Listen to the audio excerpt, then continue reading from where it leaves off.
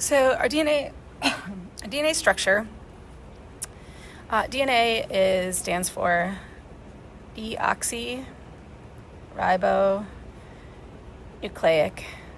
acid. So in terms of organic molecules, it's a nucleic acid. And its function is to store and transmit hereditary information.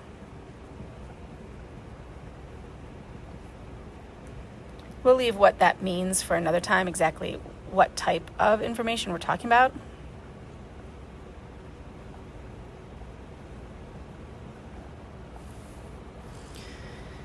But today I want to focus on what the structure is. And the structure of DNA wasn't really known until the early 1950s. And its final structure, although credited to a small number, was really due to quite a few different leading discoveries up to it. Starting with knowing that they should be looking at nucleic acids for as the model of heredity. At one point in time, there was question as to whether it was proteins or nucleic acids. And Hershey and Chase had a pretty famous experiment that showed it was an example that nucleic acids are that molecule of heredity. And then Watson and Crick are well known as they received the Nobel Prize for the discovery of DNA. And just to add a little bit of intrigue in there, they used an image captured by Rosalind Franklin, who was a female scientist at that time in a world of men. She wasn't particularly well liked, whether from her own personality or the fact that others, the men in the field, didn't think she belonged there.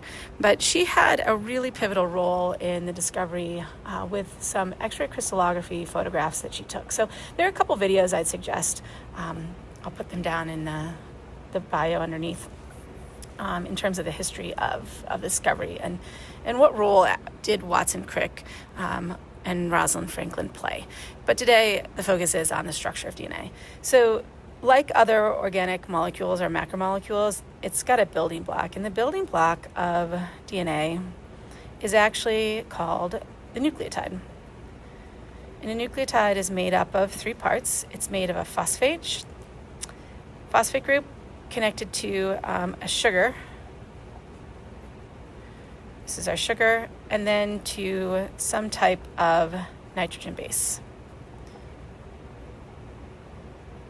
All right, so this is our nucleotide.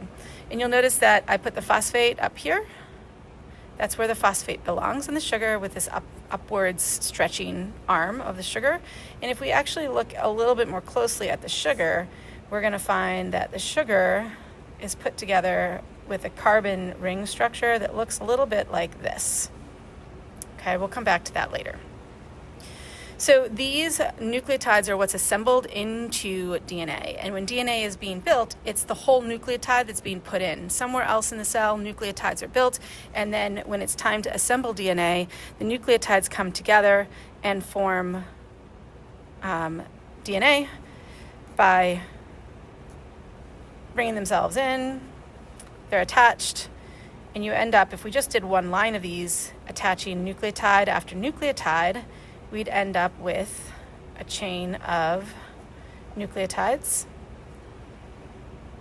all attached to each other in the same way. Right? And each of these is going to attach to another nucleotide on the other side. We'll draw a couple of these in.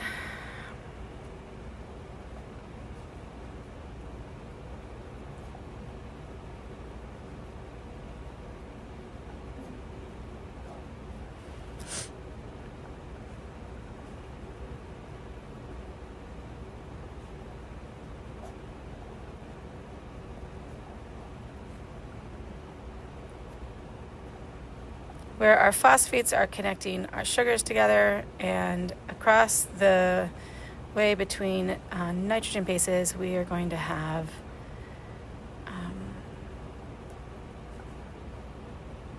hydrogen bonds holding our nitrogen bases on, and then we have stronger bonds holding our sugar phosphate backbone in place.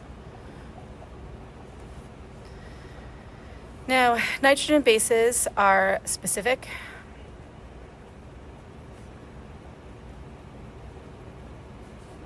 They have specific pairs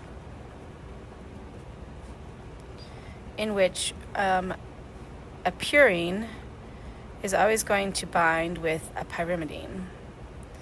And beyond that, they are more specific than that, as the purines and pyrimidine matches are going to be specific adenine pairs with thymine and guanine pairs with cytosine. And that has to do with the number of hydrogen bonds that they form between each other. So when you're trying to remember these, adenine and thymine go together, and guanine and cytosine. Mnemonic devices are helpful. So apples grow on trees. There's my apple. There's my tree. And this one is that cars will park in, not a very good car, but we'll drive a car here.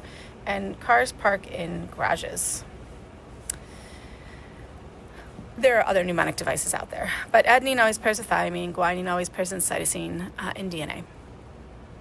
So these purines versus pyrimidines, then, to take a moment, a purine is always going to have a double ring structure. So our purines are made of 2 carbon rings connected together. So adenine and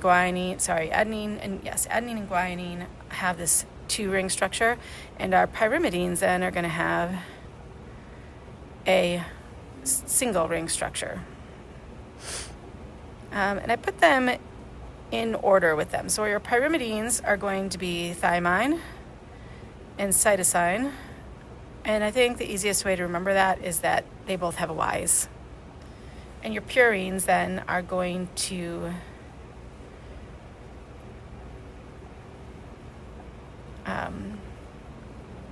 have 2-ring structure, and they're adenine and guanine.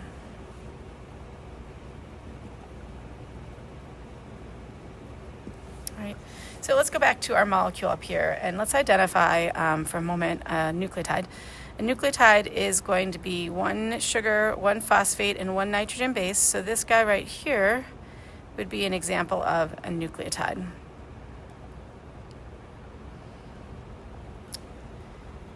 Now, our nucleotides are connected to each other, and sometimes you'll hear a reference to a sugar-phosphate backbone. The sugar-phosphate backbone is the backbone of connected sugars and phosphates.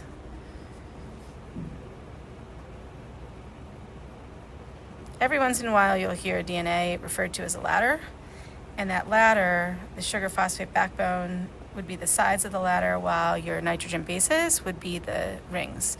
So these are both nitrogen bases. And holding up, not rings, but rungs, holding the nitrogen bases together, you will have these dotted lines represent hydrogen bonds. And one more piece here, and you'll notice that I drew one side of the DNA going one direction and the other side going the other. DNA forms these parallel strands that are bound to each other. And although the strands are parallel, they are not identical strands. They run in opposite chemical directions.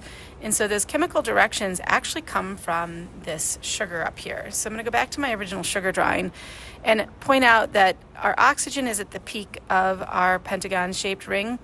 And each carbon after, we can count 1, 2, 3, 4, 5 carbons.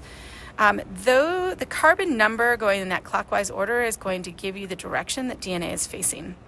If you notice that I'm always drawing the phosphate on this upper side, the 5' side, so the only open space is underneath.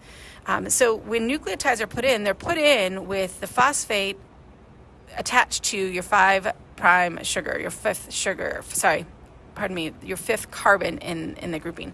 So then that is going to tell us the direction of this DNA, and we're going to call that the 5' end of the molecule, and down here we'll call this one the 3' end of the molecule to represent the 3 carbon.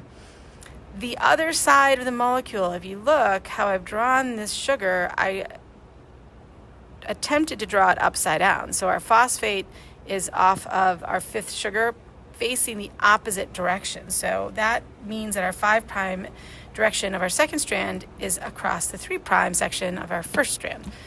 And that leaves your 3' for the upper end. This is important in DNA when we start to talk about how it functions, because The only space that's available to add on a nucleotide is right here on the 3' end, where there is no phosphate currently bound. On the 5' end, you already have a phosphate. So if you're talking about building in new nucleotides, you're not going to bring a nucleotide to this phosphate and try and attach it here.